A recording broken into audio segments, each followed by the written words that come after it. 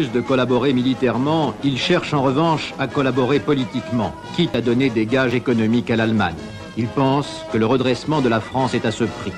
Son programme de révolution nationale est à bien des égards inspiré par l'idéologie fasciste. Il y a pourtant des différences. Le national-socialisme est païen alors que la religion catholique est à l'honneur à Vichy. Le nazisme est étatique alors que la révolution nationale est d'inspiration régionaliste et corporatiste. Mais à Berlin comme à Vichy, l'ennemi, c'est la démocratie. Le programme politique du nouveau régime se dessine. Il s'agit de réussir un redressement national dans le cadre d'une Europe anticommuniste. C'est la revanche de 1936. La droite française, celle des ligues, s'installe au pouvoir. Travail, famille, patrie remplace liberté, égalité, fraternité. Au fond, on revient très loin en arrière. On revient avant 1789. C'est une restauration sans le roi, ou plutôt avec un roi providentiel, le maréchal Pétain. Mais pour réussir cette révolution nationale, il faudrait assouplir les conditions d'armistice qui sont très dures et il faudrait faire libérer les quelques 2 millions de prisonniers que nous avons en Allemagne. Les gages de bonne volonté se multiplient. Pétain va jusqu'à autoriser la formation de la LVF, la Légion des volontaires français, qui va se battre aux côtés des Allemands sur le front russe. Dans cette affaire, il faut bien noter que le maréchal est le seul responsable. Laval n'est plus au gouvernement et c'est lui seul qui a pris la décision de former la LVF. C'est lui seul également qui leur a dit, qui a dit à ces jeunes qui allaient se battre sur le front de l'Est, vous représentez maintenant l'honneur de la France.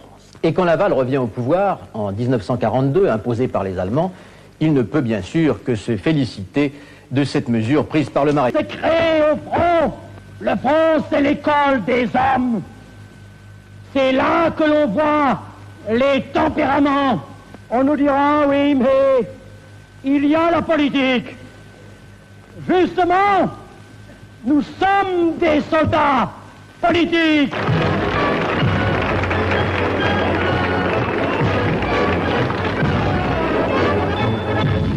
Sur le front, l'ambassadeur passe en revue les volontaires français contre le bolchevisme, leur apportant le témoignage de la reconnaissance du maréchal et de son gouvernement.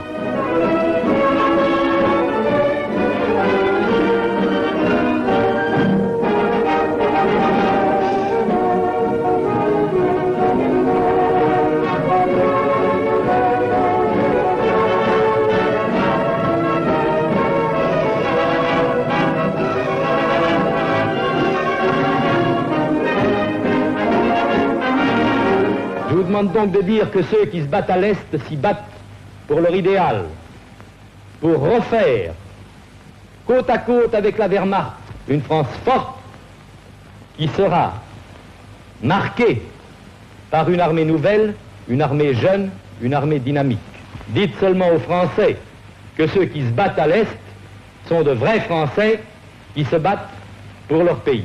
Ne sait-elle pas, notre jeunesse, que si elle ne combat pas la jeunesse d'Europe qui donne son sang à flot sur le front de l'Est, n'aura que mépris pour elle. Avoir 20 ans, vivre à l'époque la plus grandiose de l'histoire humaine et faire le zazou physiquement et moralement. Quelle décrépitude et quelle déchéance!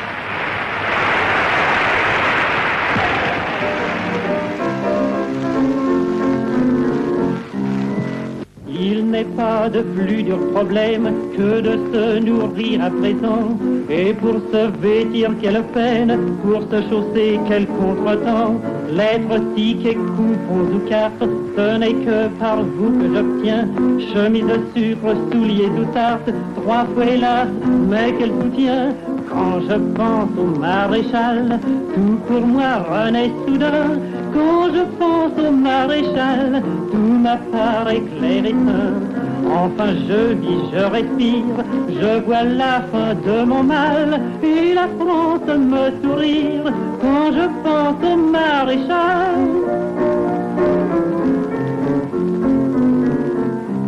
La France a faim, mais elle nourrit l'Allemagne.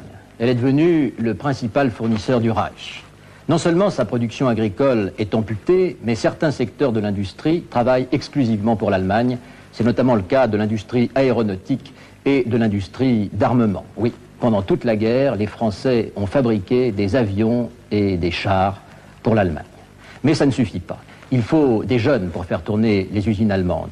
Et le gouvernement de Vichy encourage les jeunes Français à partir travailler en Allemagne. Cela porte le joli nom de relève.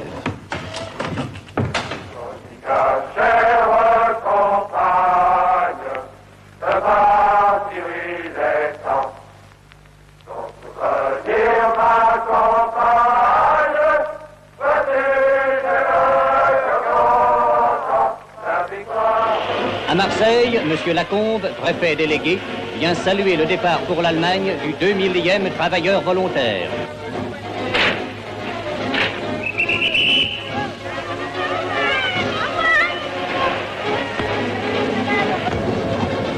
À Paris, les jeunes du Maréchal ont eux aussi répondu présent. Ils quittent aujourd'hui la France pour l'Allemagne afin d'aller faire un stage dans des écoles d'apprentissage.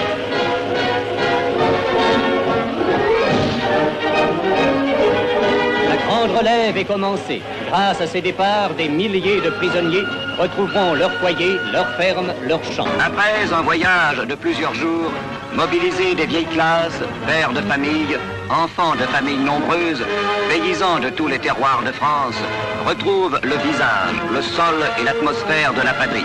Ils se retrouvent chez eux, ils se retrouvent chez nous. Les Français n'entendent pas ces beaux discours. La relève est un échec, alors on instaure le STO, le service du travail obligatoire. La collaboration économique tourne au pillage. Près de 20% des besoins du Reich sont fournis par la France.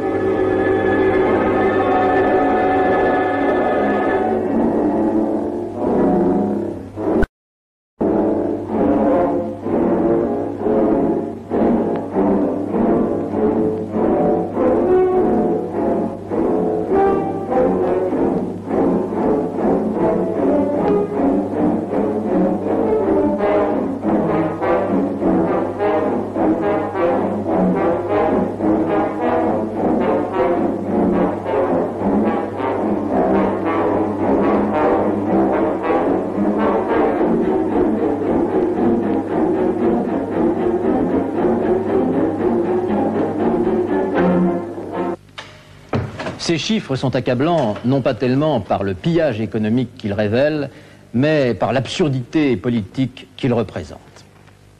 Plus la France fournit d'hommes et de produits à l'Allemagne, plus elle permet à l'occupant d'asseoir son emprise.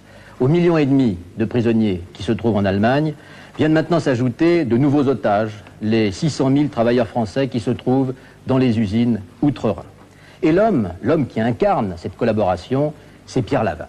Pierre Laval, on pensait qu'on ne le reverrait pas au procès. Il va tenir le rôle du diable dans ce procès Pétain, un diable que les défenseurs du maréchal auraient préféré ne pas rencontrer.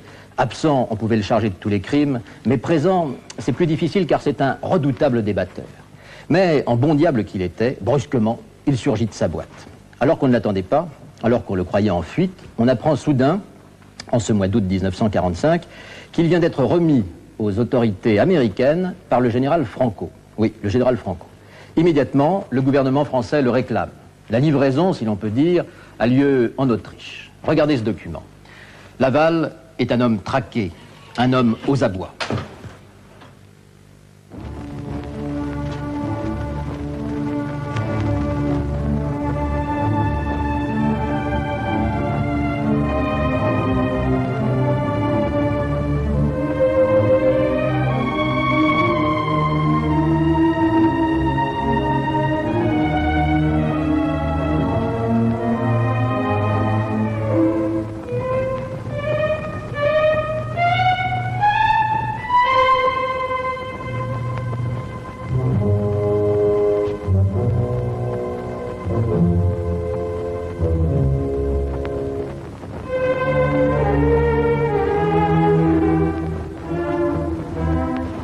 Un témoin nouveau va pouvoir être entendu, une vraie vedette cette fois, rien moins que Pierre Laval, remis par les Américains aux mains de la France.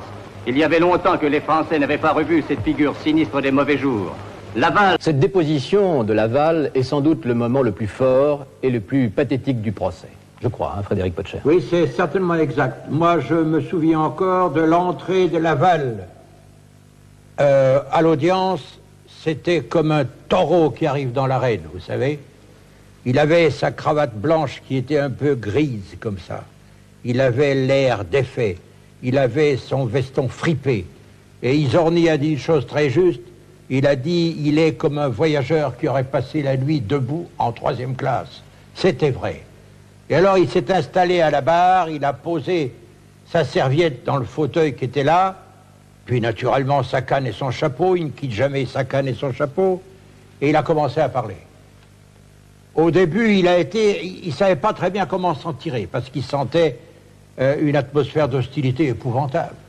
Et lui-même savait qu'il serait condamné à mort, il le savait très bien.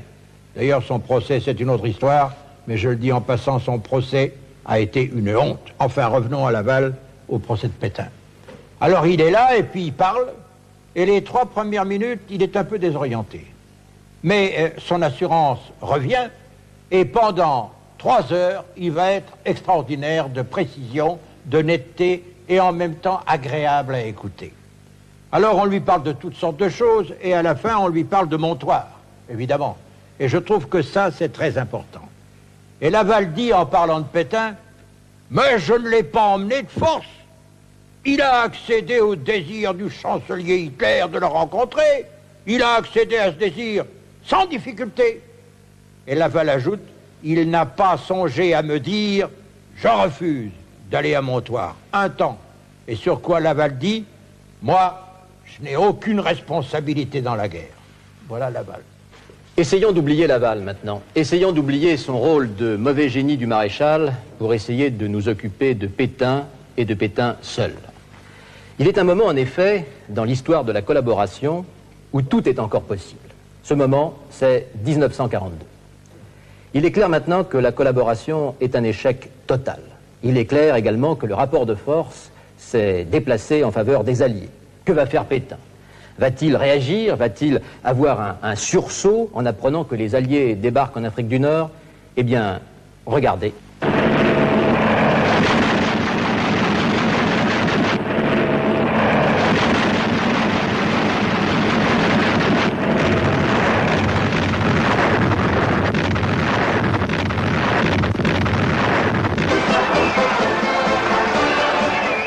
Français, des officiers généraux au service d'une puissance étrangère ont refusé d'obéir à mes ordres. Généraux, officiers, sous-officiers et soldats de l'armée d'Afrique, succèdent pas à ces chefs indignes. Je vous réitère l'ordre de résister à l'agression anglo-saxonne.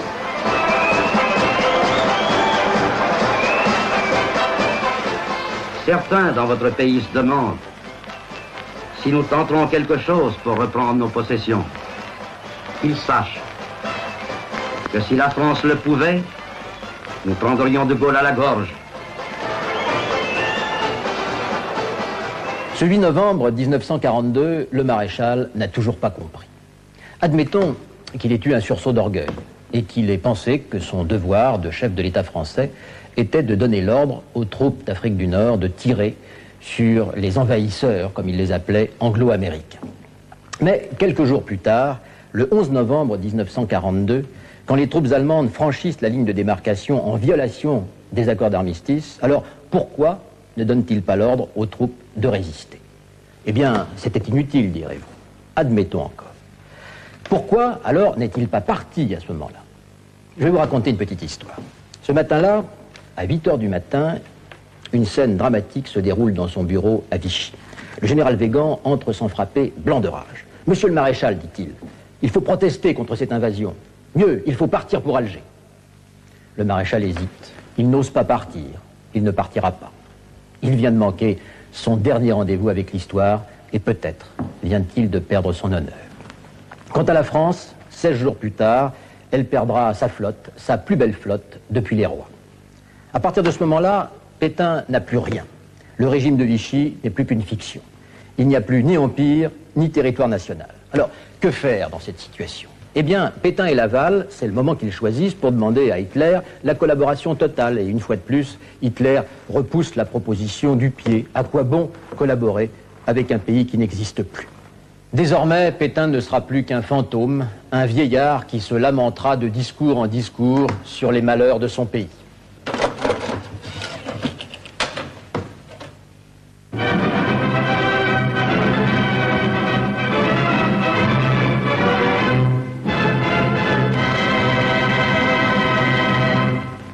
Mes chers amis, pour la 4e fois, la France célèbre dans l'épreuve et la tristesse un Noël de guerre.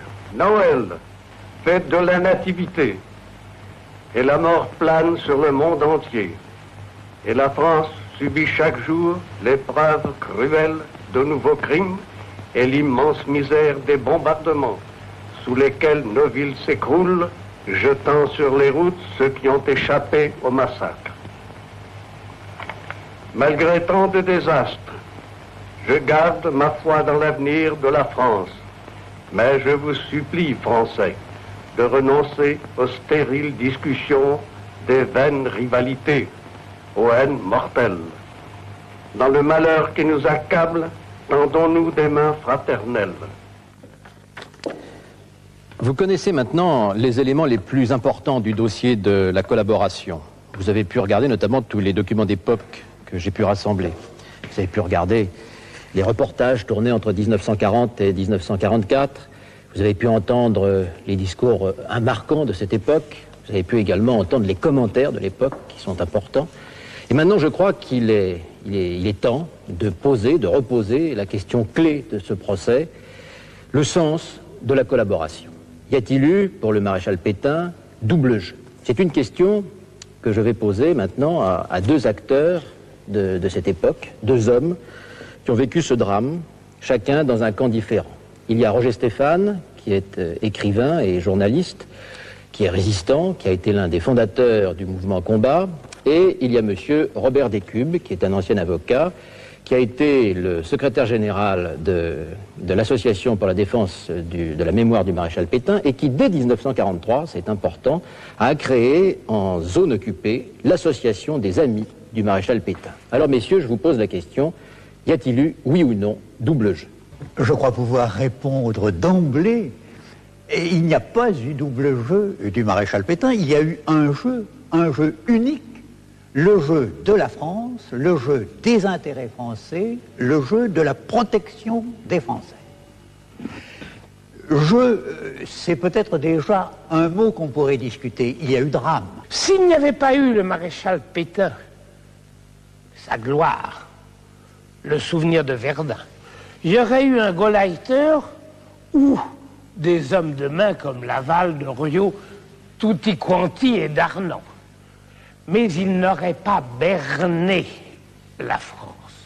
Mais il n'aurait pas berné la jeunesse française. Et quand, excusez-moi de dire que cela m'humilie un peu, quand on me dit, quand je sais bien, que la France est un des pays où l'on a le moins résisté, c'est parce que la France est le seul pays qui a trouvé un maréchal pour la conduire sur la route de la résignation, sur le chemin de l'acceptation. Et enfin, c'est ma dernière phrase, et enfin vous avez dit, il n'a jamais rien fait que pour la France. Le tout est de savoir quelle idée de la France on a. Le général de Gaulle, on est bien obligé de parler de lui. On en avait une autre. Je voudrais vous répondre sur un point. Le général de Gaulle avait une idée, et très haute, de la France. Je m'empresse de le dire. Le maréchal Pétain, pour lui, la France, était une réalité. Cette réalité, elle était dans la souffrance.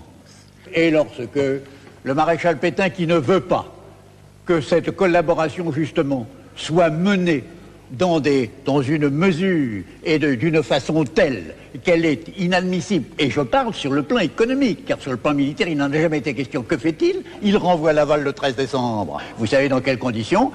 L'Allemagne a dit « Ah, vous ne voulez pas du retour de Laval, l'Amérique ne veut pas du retour de Laval, eh bien moi j'exige le retour de Laval. » Et aussi, et comme d'habitude, on a dit oui.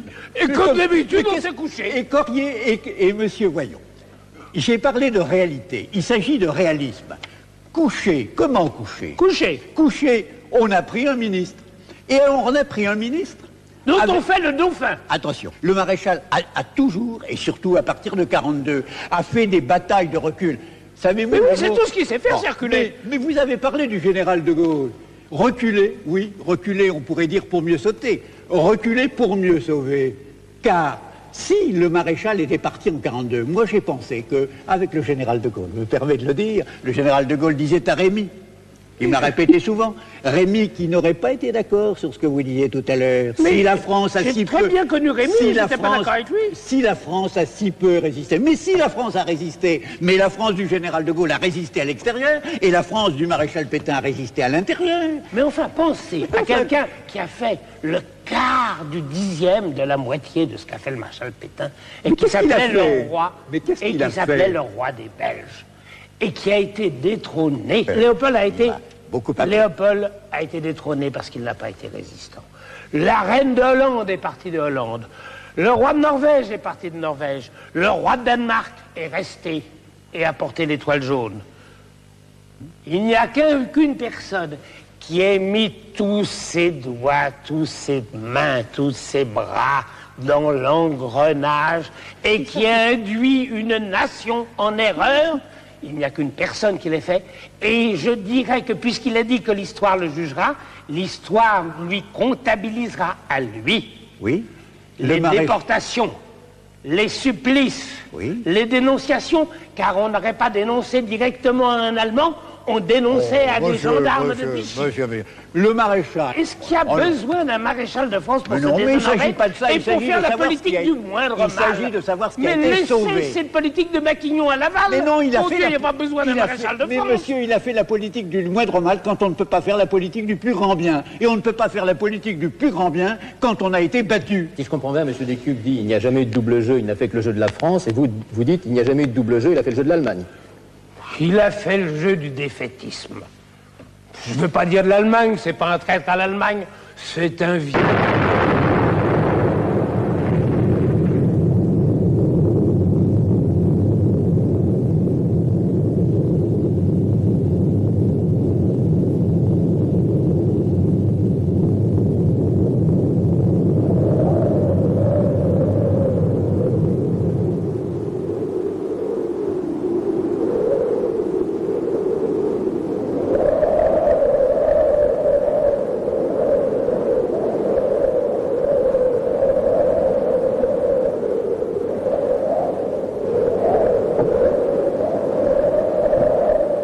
Ce 9 août 1945, alors que l'on juge à Paris le maréchal Pétain, la Deuxième Guerre mondiale se termine vraiment avec la capitulation du Japon. Le jour même, les Américains ont envoyé une bombe atomique sur Nagasaki, une paisible petite ville habitée en majorité par des catholiques japonais. 3 jours auparavant, ils avaient lâché une première bombe atomique sur Hiroshima faisant 300 000 morts. Ainsi, l'épouvante atomique mettait fin à la Seconde Guerre mondiale. Était-il nécessaire de lancer ces 2 bombes? C'est discutable. Celle de Nagasaki, c'est certain, était inutile, sinon criminelle, puisque l'empereur Hirohito avait décidé de capituler le jour même. Quant à celle d'Hiroshima, elle aurait pu également être évitée. Il aurait suffi sans doute de faire une simple démonstration sur une île déserte et les Japonais auraient sans doute plié les genoux. C'est en tout cas ce qu'on avait promis aux savants américains qui avaient mis ces 2 bombes au point. Mais ce que je voudrais savoir maintenant, c'est comment, dans vos rédactions, messieurs, en 1945, on a appris la nouvelle, comment on a réagi à cette nouvelle, et comment l'homme de la rue a réagi lui aussi. Il y a eu 4 ans de guerre. Et personne, je n'ai pas entendu, je dis une âme sensible, je n'ai pas entendu un officier, je n'ai pas entendu un déporté, je n'ai pas entendu un résistant protester contre l'utilisation de la bombe. L'utilisation scandaleuse, comme vous l'avez dit, surtout de la seconde bombe. Pourquoi? Parce qu'il n'était pas question dans l'esprit des gens de pouvoir humaniser cette guerre qui avait été la plus inhumaine qu'on puisse imaginer de toutes les guerres qu'on avait connues. C'était une horreur de plus. C'est une horreur de plus, ajoutée aux autres horreurs. Pour nous, je dis, le bombardement de Dresde, que nous voyions, je veux dire, comme un débarras du nazisme, etc., ça nous touchait bien davantage qu'on apprenait le nombre de morts, les enfants sous les décombres, parce que nous étions autant ou même plus de morts qu'à Hiroshima, je crois. Oui, c'est pour ça. Bien, je voudrais en venir à Nat Lillenstein. Nat, lui, en ce mois d'août 1945, revenait de camp de déportation. Et je voudrais savoir, Nat, comment vous avez réagi, vous, à cette annonce de la bombe d'Hiroshima, vous qui sortiez des camps de l'horreur? J'ai réagi un peu comme Maurice Siegel vient de le dire, c'est-à-dire pour moi, C'était la fin de la guerre. D'abord, j'étais dans l'ignorance complète de ce que cette arme signifiait, de la nouveauté de cette arme. C'était une horreur de plus, et surtout, c'était la fin de la guerre. Je crois également que, alors que vous étiez en train d'aller de camp en camp, et que l'armée allemande refluait en désordre, vous avez assisté précisément au bombardement de Dresde dont on parlait tout à l'heure. Oui, il se trouve que pendant l'évacuation d'Auschwitz, qui s'est faite dans beaucoup de camps en wagon découvert, il se trouve que j'ai participé à cette évacuation et que j'ai assisté au bombardement de Dresde. J'étais, si j'ose dire, aux premières loges. J'ai vu vraiment, on était sur une hauteur. Dans votre wagon? Oui, dans notre wagon, couvert de neige, enfin, etc. Et j'ai assisté au bombardement de Dresde et je dois dire que, d'abord, c'était un spectacle fabuleux. Fabuleux. Et c'est peut-être difficile à dire aujourd'hui, mais le sentiment que j'avais à l'époque, c'est que c'était formidable qu'on raille cette ville de la carte. La revanche. Ça a été votre sentiment? Ah oui, j'avais un sentiment, c'est le premier sentiment de joie, mais de puissante, profonde, que j'ai eu depuis plusieurs mois. Je dois le dire, c'est la vérité. Ça vous a aidé sur le moment? Ah oui, oui, ça m'a redonné un coup de morale absolument formidable. C'est comme ça. Le spectacle de l'horreur peut aider à vivre. C'était un spectacle lointain, vous voyez. Je voyais une ville brûlée, je ne voyais pas des enfants, des femmes, etc. Je voyais une ville allemande brûlée. Pour moi, voir une ville allemande brûlée, dans ce contexte, c'était une chose absolument magnifique. C'était ce que je pouvais voir de plus beau. Nat, nous allons maintenant regarder des images qui vont vous rappeler des souvenirs. Enfin, c'était précisément la fin de l'horreur pour vous. C'est précisément le retour des déportés en 1945. Regardez. Les prisonniers reviennent chaque jour par milliers. Pour eux, le cauchemar est fini.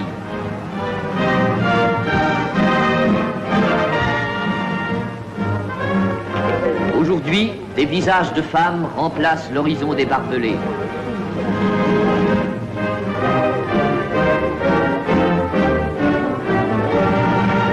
Les déportés reviennent, eux aussi.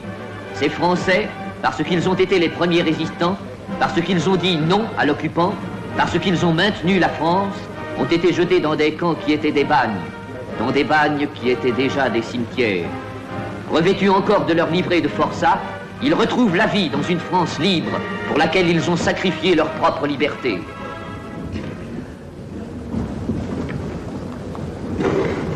Les déportés qui reviennent à Paris ce 9 août 1945 ne savent peut-être pas que l'un de leurs bourreaux, Joseph Darnand, le chef de la milice, dépose ce jour-là au procès Pétain. Darnand, qui répond au président, « Le maréchal savait certainement que j'avais prêté serment au Führer, mais il ne m'en a jamais parlé. Le maréchal a toujours été de très bons conseils pour moi. Je n'ai reçu qu'un seul blâme de lui. C'était le 6 août 44, quand les Américains étaient à Rennes. » Voilà ce que dit cet homme timide et gauche, chargé de tous les mauvais souvenirs de l'occupation, cet homme qui avait été installé au pouvoir par Pierre Laval. À Vichy encore, le président Laval a décidé que le service d'ordre légionnaire dépendrait dorénavant du gouvernement et serait transformé en milice française tout en restant sous les ordres de M. Joseph Darnand.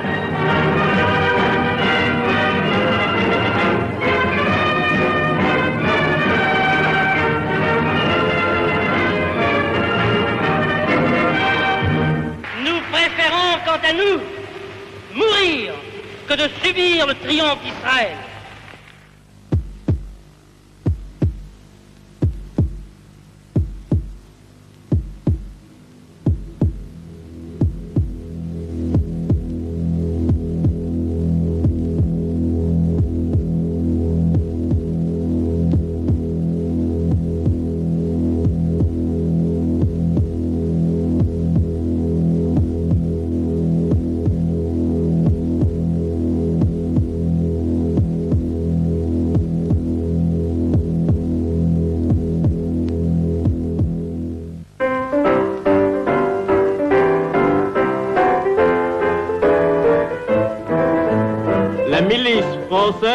vous parle.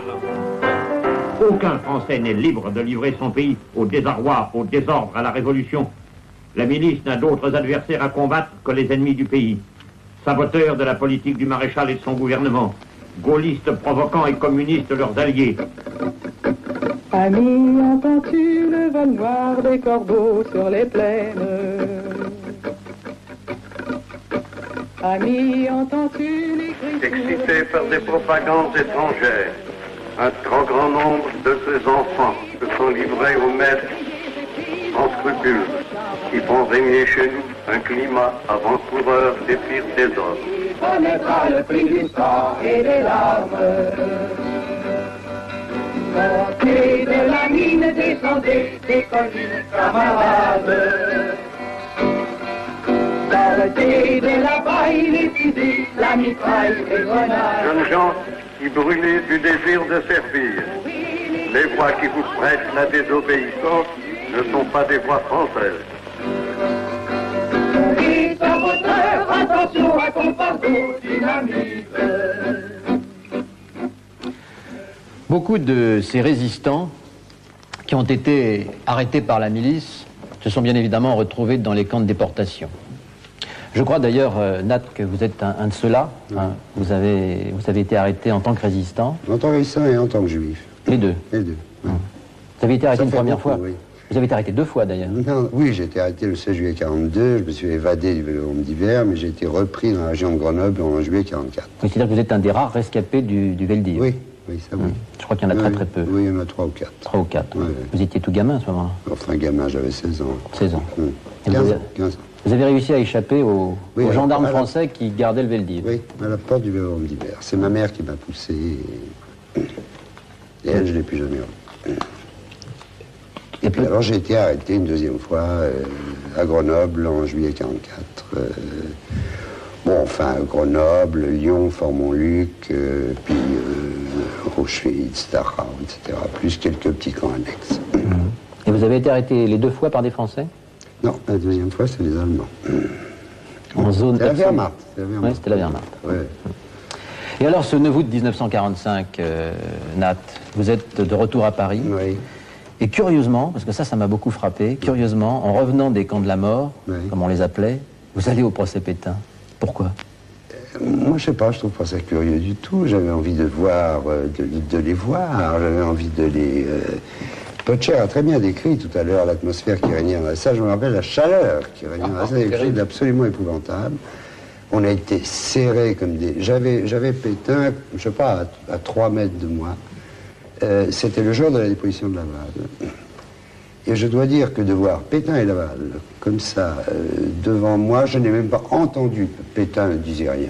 Pétain, il donnait l'impression de bouder ou de dormir, enfin on ne savait pas très bien. Et au bout d'un certain temps, la chaleur aidant, j'ai perdu même le sens de ce que Laval disait. Je les regardais simplement et j'étais complètement fasciné. Enfin, c'était pour moi... je sais pas, comme un rêve et un cauchemar à la fois. C'était la personnification de tout ce que je haïssais, de tout ce qui, tout ce qui avait causé mon malheur et celui des autres. Enfin, et alors, il y avait de la haine ou pas pour ces 2 personnages? À partir d'un certain moment, la fascination l'emportait sur la haine. Enfin, c'est quand même extraordinaire de voir Pétain de si près, quoi. Alors que je revenais... je sais pas, d'une autre planète. Enfin, c'était très frappant, d'ailleurs, le décalage. Je crois ne pas avoir été le seul à le ressentir, comme ça, avec les gens. Enfin, quand on est revenu, moi je suis revenu début juin, c'est que, les gens disaient la guerre était dure, il n'y avait pas de ravitaillement, il fallait serrer la ceinture, il y avait des tickets de pain. Nous, on revenait, mais vraiment d'une autre planète, et on n'avait rien à dire.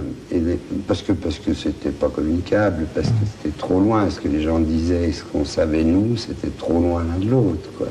On peut se plaindre quand on manque un peu de pain, mais on ne peut pas se plaindre de l'horreur absolue. Non. On peut d'ailleurs difficilement la raconter, on peut difficilement la communiquer, quoi.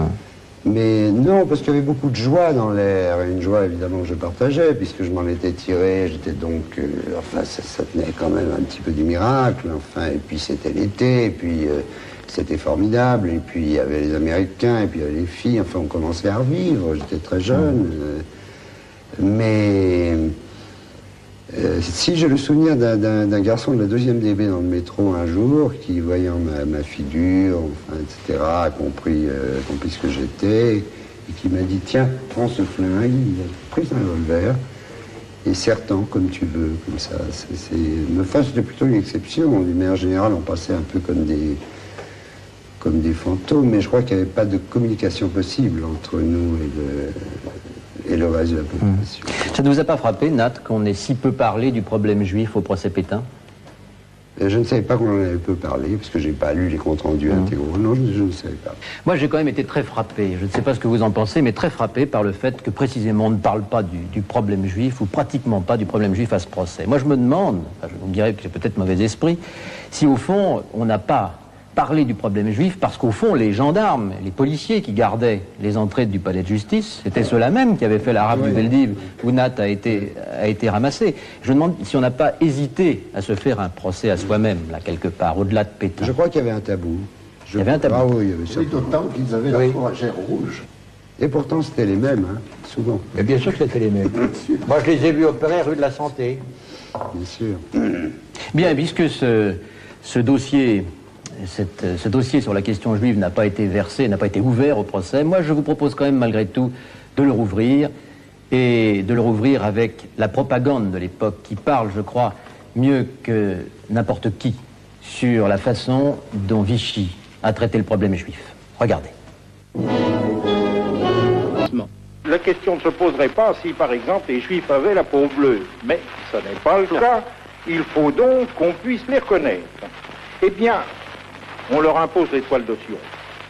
Ce n'est pas une très grave mesure, croyez-le bien. Je crois qu'il faut distinguer très nettement. Les premières lois d'exception, il y en a eu deux, autant je me rappelle fin ou septembre 40, préparées et faites par deux excités dont on ne devrait pas les noms, très sympathiques, qui étaient contre les judéo-maçons et qui ont pris une loi contre les sociétés secrètes, et puis une loi pour limiter l'influence juive dans les administrations publiques, le théâtre, les journaux, etc. Et tout de même, il faut que quelqu'un dise une fois, de 1935 et 1940, le nombre des Juifs a doublé en France. Et l'Alliance israélite universelle a décerné à la France la médaille d'or pour le plus gros pourcentage de Juifs. Ça ne se fait pas sans criaillerie, surtout quand c'est des Juifs qui ne parlaient même pas français, comme c'était le cas à ce moment-là, et qu'on les naturalisait à tour de bras. Il y a donc une réaction contre cela. Alors c'était dans les lois de persécution très discutables, certes, enfin qu'il n'était pas féroce.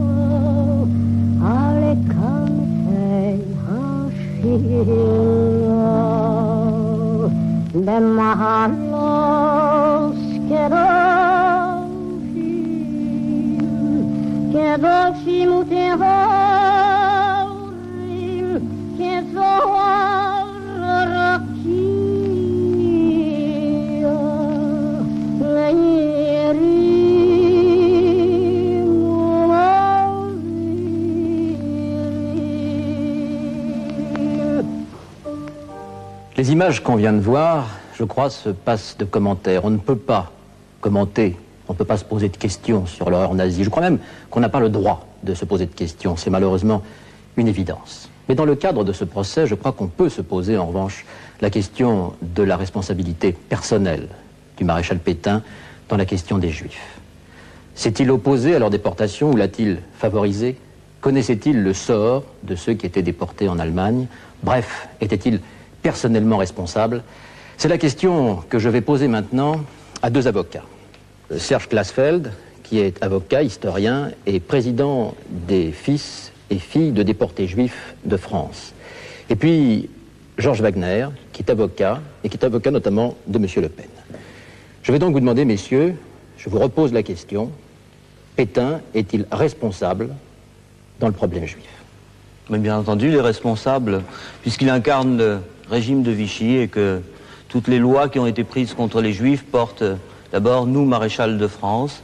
Il a associé le régime de Vichy non seulement à des mesures législatives pour séparer les Juifs de la communauté nationale, mais également il a donné la police et l'administration française aux Allemands pour faire un travail qu'ils n'auraient pas pu faire eux-mêmes, c'est-à-dire arrêter les Juifs et les déporter.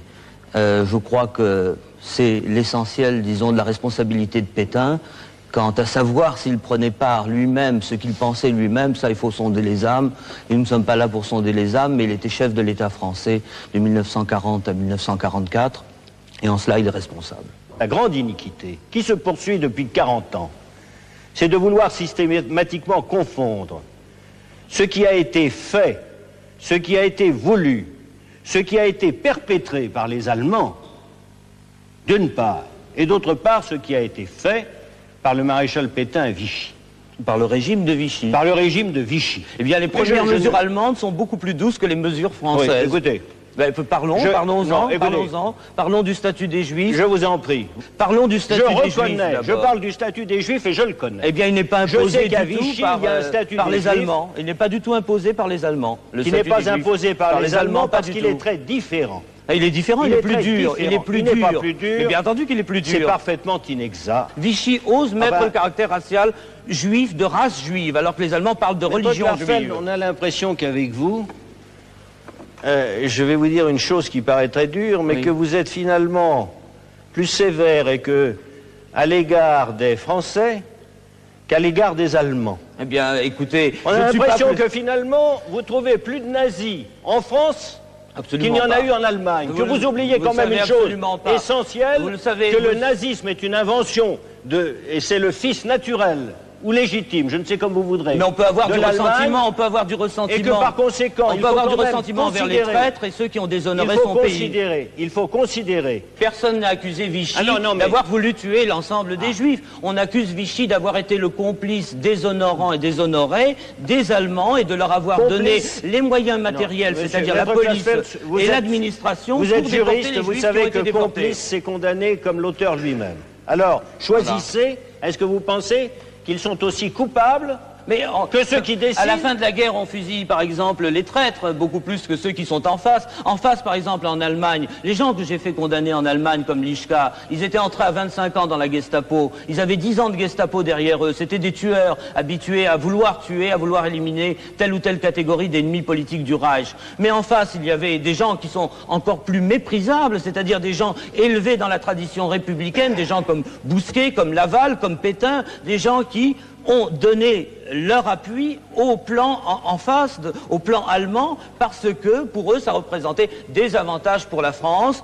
ceux qu'ils estimaient retirés, par exemple de pouvoir avoir l'autorité de l'État français sur la zone occupée comme sur la zone libre, alors que dans la première année ça s'était plutôt dégradé, et également de faire plaisir à l'Allemagne parce qu'ils savaient que c'était une idée fixe des Allemands de vouloir éliminer les Juifs. Et c'est en faisant cela qu'ils ont commis un crime absolument inexpiable qui empêche toute réhabilitation, c'est-à-dire la déportation des Juifs, des adultes jusqu'aux vieillards et jusqu'aux enfants. Il ne faut pas oublier comment s'est passée cette déportation. Où sont les Allemands?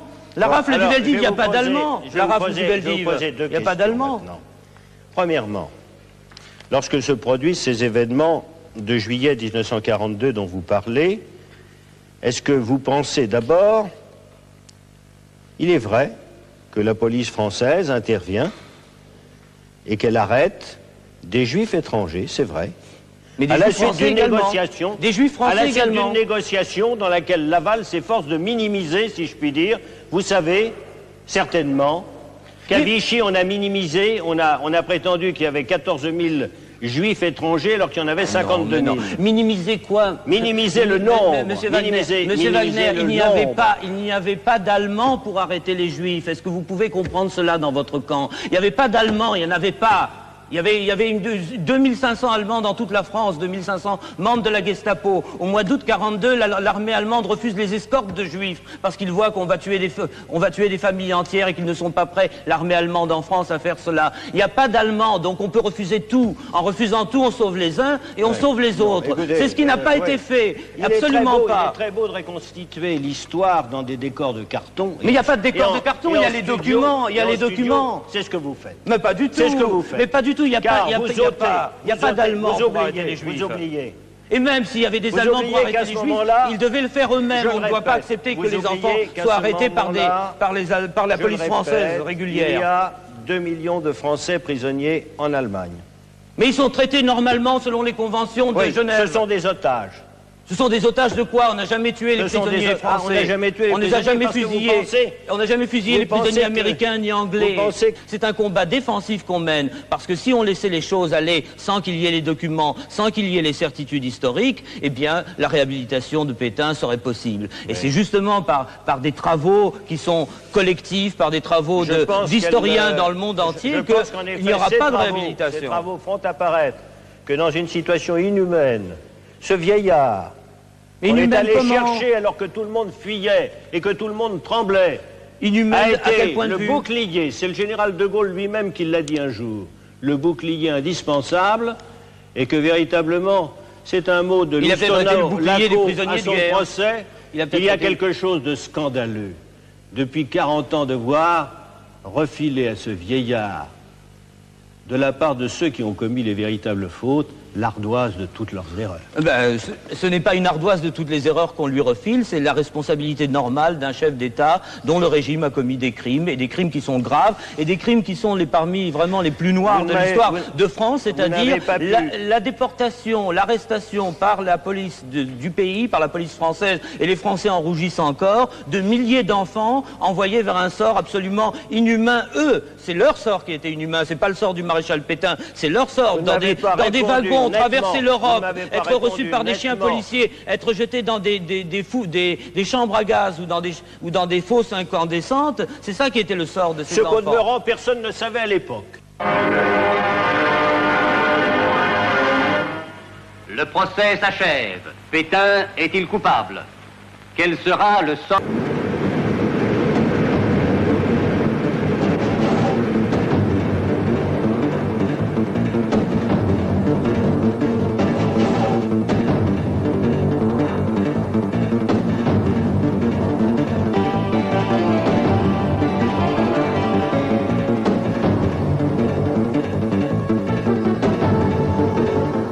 Pierre Laval est exécuté le 15 octobre 1945.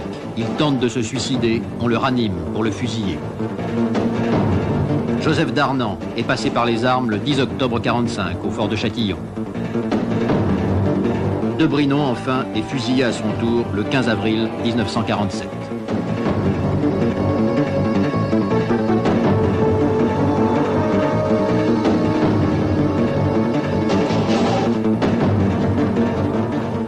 La condamnation à mort de Pétain est commuée par le général de Gaulle en détention perpétuelle. Enfermé tout d'abord au fort du Portalet, le maréchal est transféré à l'Île-Dieu. Seule sa femme et ses avocats ont le droit de lui rendre visite.